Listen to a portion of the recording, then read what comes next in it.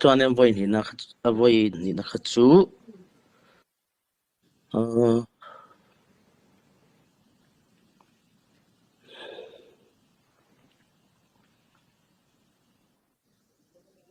pastor Muan Sanga 7 day in min kauta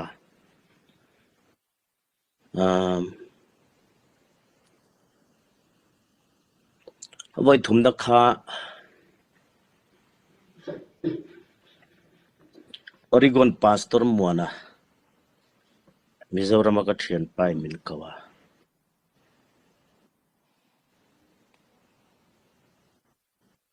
avoi thum avoi lina kha CBC wesain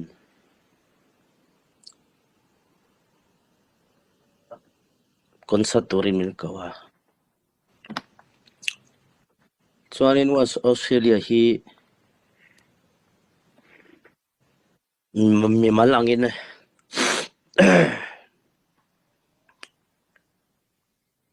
ka thian nu puke sil bungan upuin sang hi soma khan min kawa avoi khat na khamo avoi ni na kha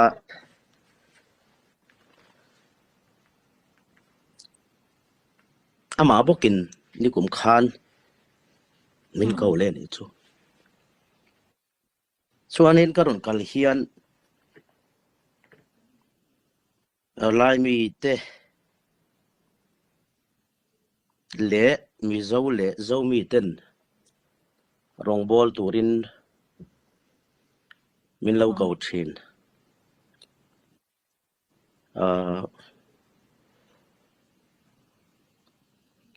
chun mai nia zanin kan interview to emotional ponya emotional level ka rin lo dewin viral po hiana thalo zong hatian viral situation dung den garinga keini lai mi pon nya kanin en chian na ni sela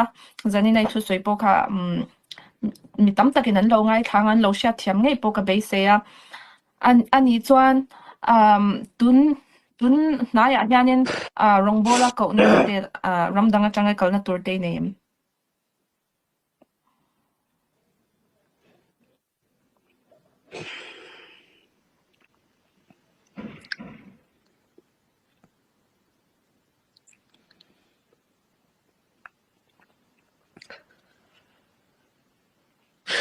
nei tulsa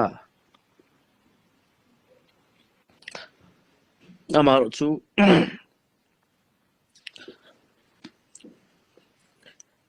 lai mi ho chu kam hungam to lawang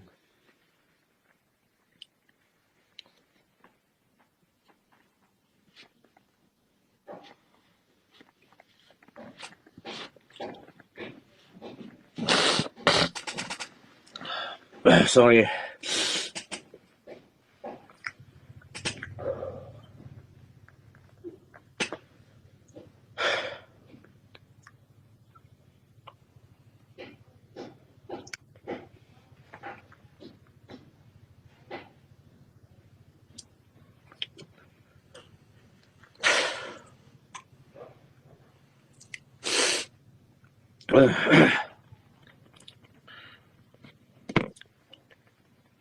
hey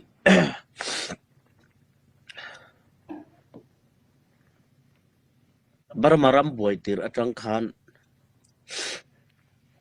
karil runna lutuk kanchin pitar mituitla ral tlan na tur se tolo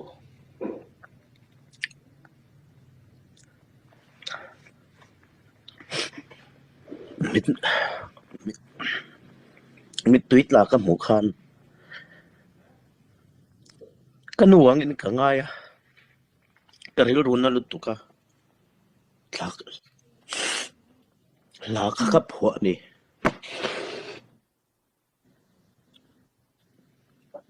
Trang fan Myanmar ti la ka phwa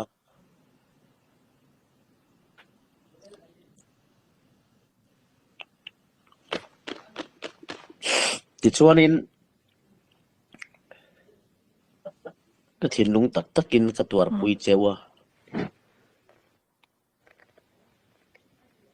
thayang na sign a thian tika ko khoma concert neng u kan ti a voi khat phei chu dollar singruk India paisa noi somnga le pangavel kan khon chuaka chu keima ngein thin MP le Chief Minister pu lian loyan nena Dr. Denise le CZ tenen check in India noi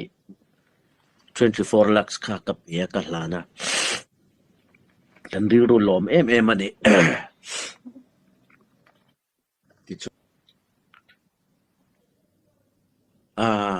COVID-19 lo lenga ral tlan chung kwa hian ron tlan lu takan ina hian hospitala COVID-19 an omna bilan ron kenga pusai lo paisa kan nei si lawa kan bil hi khoi takin min pek sak thingan tia chuana kan ena alo tam hle maya maro chu un unau ten ni ka hausa lawa ma se ka puyange katia chuanin doctor ka phona hey inpatient ten ni em katia o ani kha enge abil kha eng tia ti tur nge anon tia kalau pek sak me nge katia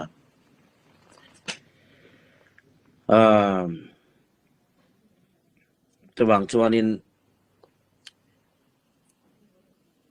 doctor nena chuanin GPay name katia o tia GPay chu kapeta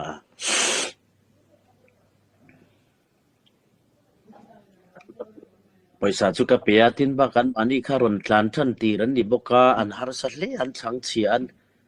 nu pali an fa pali vel an ning ka sia hey Mizoram chuan rambo polythene la rem hi polythene lian tak ka thom no le ka fa pa thom no le ka u thom no te ka la a thom no kan ron chu man si lawa an tia thom no kan pe a an lainat em a ti chuan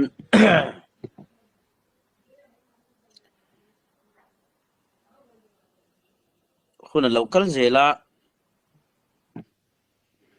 lo thei lovin street concert mobile concert te nei angaya itel lo chuan an ti a katel ze angaya voi khat phei chu LPS a ral tlan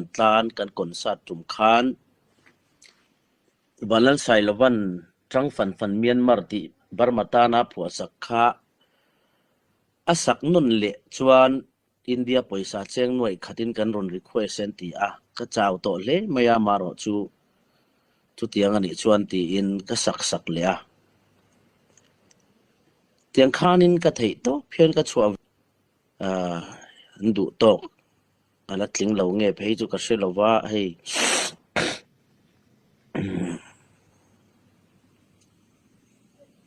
tiang hianin mania Singapore kakala ta chuanin ral tlan te hi kan tlan tir laya kan nung chang moi tak angkha mitam tak nilawin mi then khatin nung chang moi lo tak anron lan tir to a pali panga pani pathum lek po in poyan khoi khan Mizoram khan ral tlan an ni chuan as a whole ral tlan refugee ang khan kan tuara a group angin kan tuar a pol angin kan tuar zel si a kan film khurangai to ani katia hey gospel singer pakhatin son alo thak chuan kan gospel singer ho hi ti na pol angin min ron dem ta thina ni chu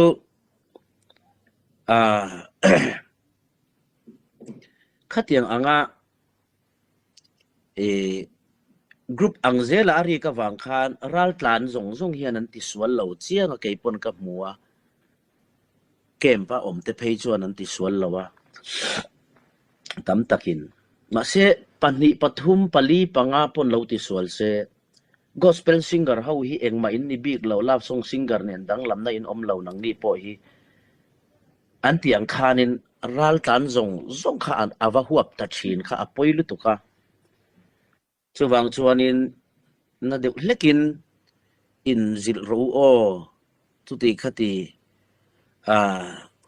mana khachuan in ron ral tlan chan tir khachuan in omdan hi adik em kan khongai chuwa eile in tur sum le pai pek che po hi kan chakin nuam kan ti a ral tlan mun tlo a thil pek te po nuam kan ti ma se tuna chuan ral tlan tlemin engi mozatin poyan lo khoi to awangin mizo thin lung hi aril ruana a chu poi khoi ve lo te ponan tuara chuwang chuanin